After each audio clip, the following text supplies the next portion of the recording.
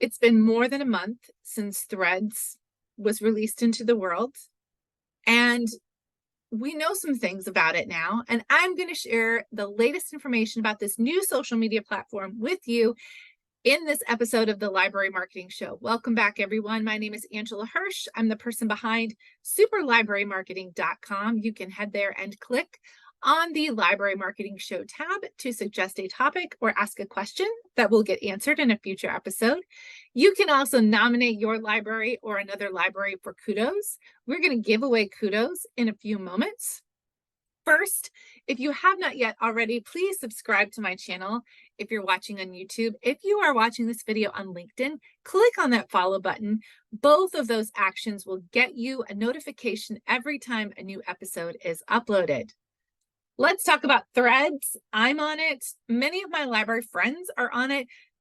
Frankly, I haven't noticed a lot of libraries using it, so I'm going to share with you what we know so far about it and give you one piece of advice for what to do with Threads over the next month or two. So when Threads was first released, engagement was great. We know it was one of the most downloaded. In fact, I think it is the most quickly, like the most number of downloads in a short span of time from a release of any app ever. So we know lots of people downloaded Threads and lots of people were using it personally. I don't know what your experience is with it. For me, it feels a lot like Twitter when it first started, which is comforting and also scary because we all know where Twitter is headed or has been heading.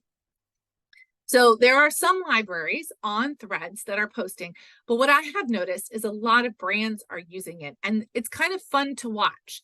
So here's what we know about engagement on Threads. Engagement was very high during the first week of Threads' existence, and then there was a drop-off.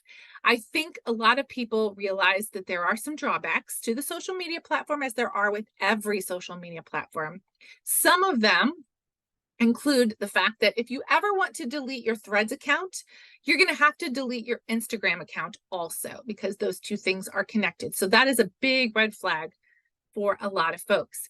It's also only available on mobile versions now. There's no desktop version of it, and that can be a drawback both for your library creating content and for getting people to follow you on Threads. Like every other social media platform, there is an algorithm that determines the feed, and there is no option right now to see content that comes only from people you follow.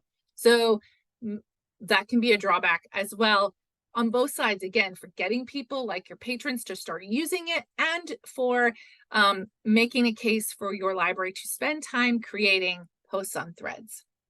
It also does collect a lot of personal data. So that could be a problem for libraries. I feel like the more that we learn about the data that Threads gathers, the more that libraries are going to take the same kind of tact that they did with TikTok with this particular social media platform. So that's just something to keep in mind. If you're watching as part of, and you're living in the European Union, you're probably like, what is Threads? Threads is not yet available for my viewers in the European Union because they have not yet complied with digital privacy issues. So those are some things that are happening with Threads. I'm going to put a link down in the show description if you're watching on YouTube, or in the comments if you're watching on LinkedIn, with more information about Threads. I'm really interested to hear what your library is doing with it. My piece of advice is this: go ahead and experiment with it. One post a day is not going to hurt you and not going to take too much time. And quite frankly, copy and paste a post from Facebook or from Instagram and put it on Threads and just see what happens. Just see what happens. And it'll only take a little bit of time a day if you just do one post a day. I'm really curious if your library is on Threads. Let me know down in the comments. All right, that's it for this edition of the Library Marketing Show, but I have lots more tips on my channel. If you want to keep learning about library promotions, head to the next video and I'll see you there.